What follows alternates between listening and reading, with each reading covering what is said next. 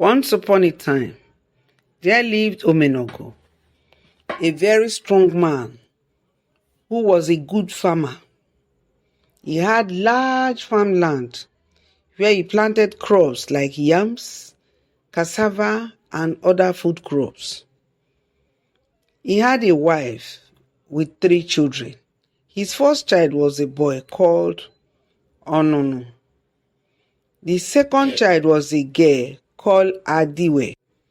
And the third one was a boy. So Adiwe was his only daughter. And he doted on Adiwe so much. So one day he called his wife and they sat down and he discussed with her. What are we going to do now? Look at our farm, so large, we can hardly even work on it.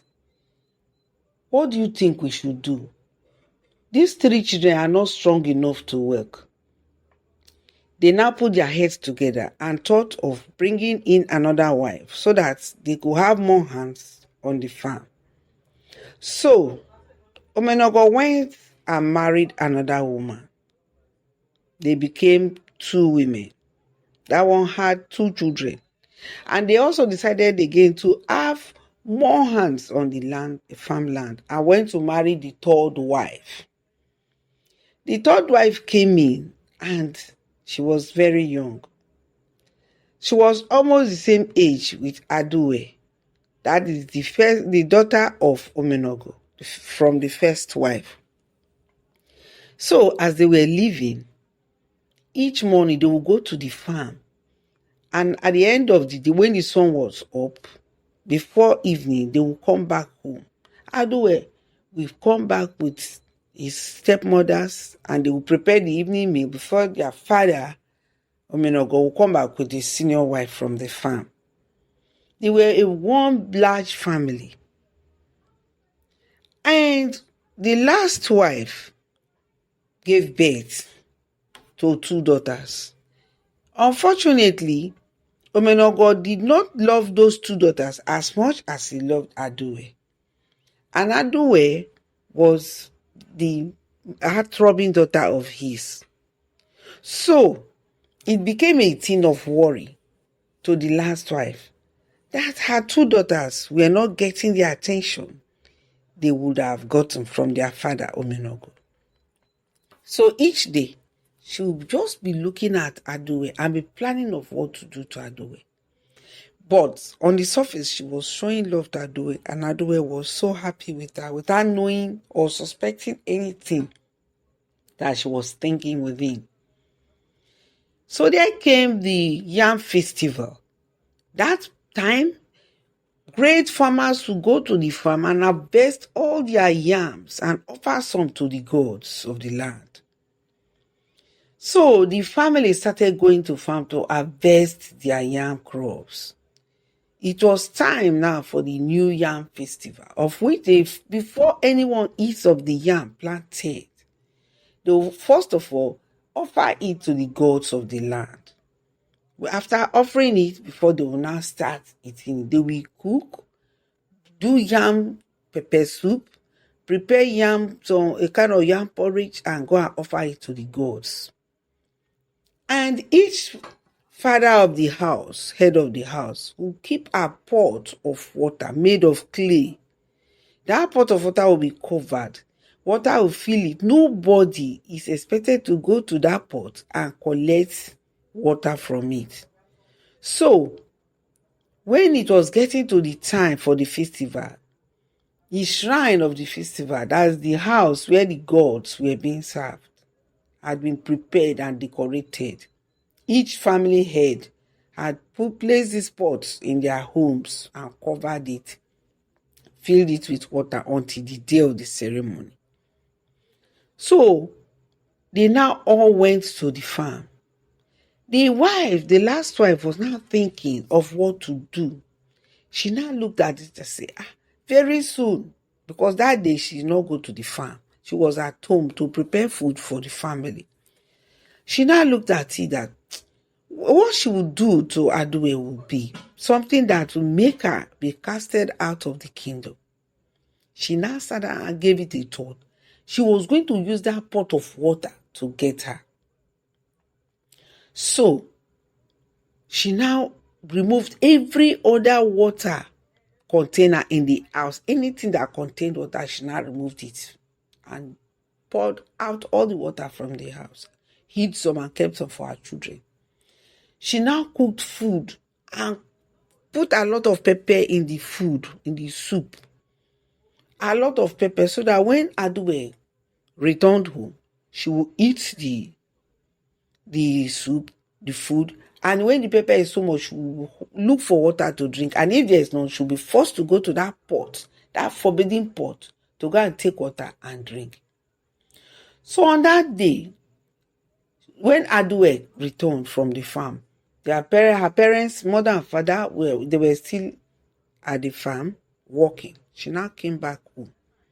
And her stepmother, the last wife, quickly called her in. Say, come and eat, petting her.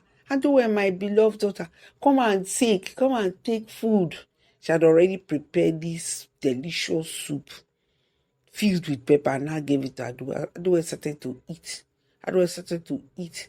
As she was eating, the pepper was so much. She started looking for water. She said, stepmother, please give me some water. The woman said, there's no water.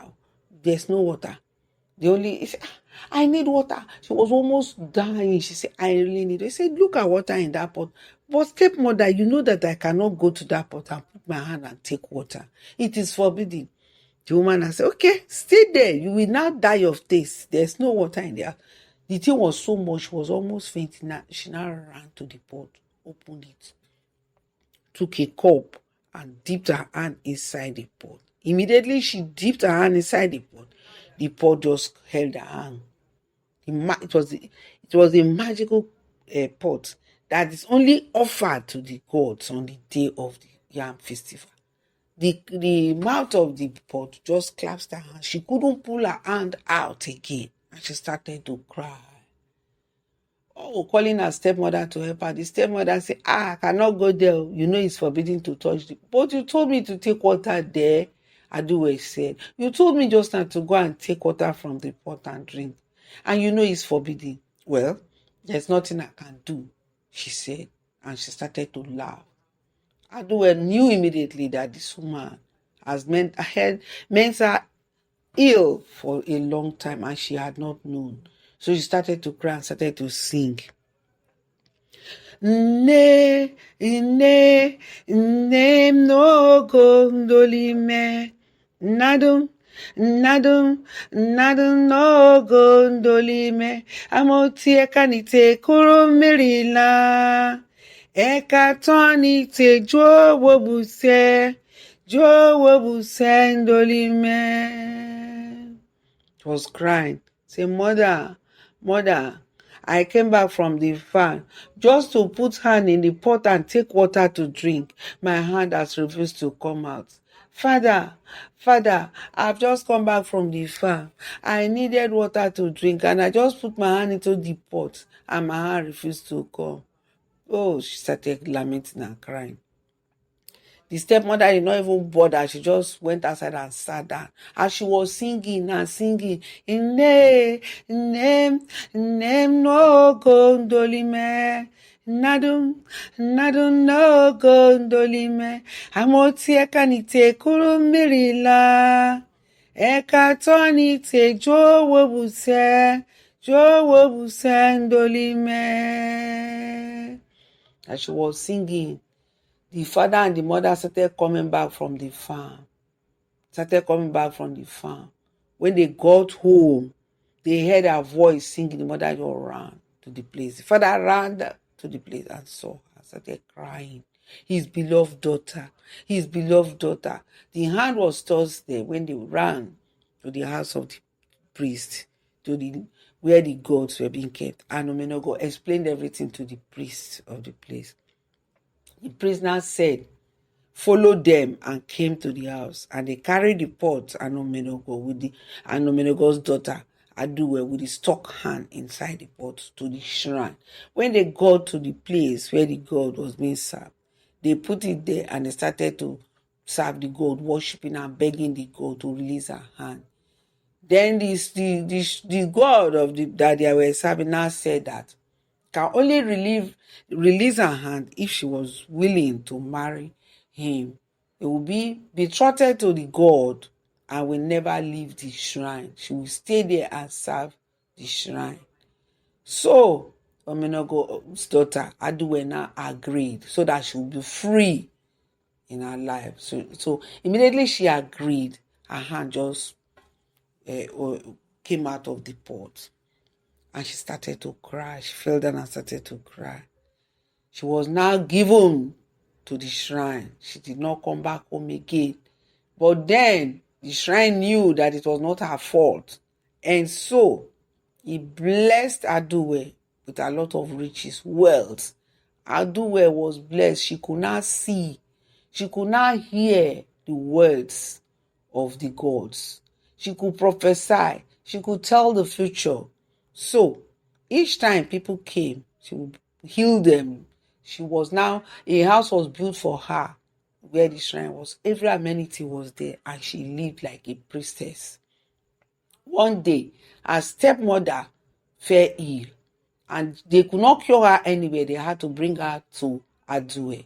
And that was where Aduwe made her to see that it is not good to do evil to people, not to talk of your own stepchild. So that day, Aduwe told her that she will not go back home. If she wants to be cured, she will have to stay with her in the house of the gods and serve the gods also. So that thing that the woman deprived her of having, the joy of fatherhood and motherhood from her parents, and the joy of marrying naturally as a girl, the woman also did not enjoy her marriage. They had to pack her things and bring to the shrine. She lived there and served Aduwe for the rest of her life. That is the end of the story. Thank you and remain blessed. Happy New Year.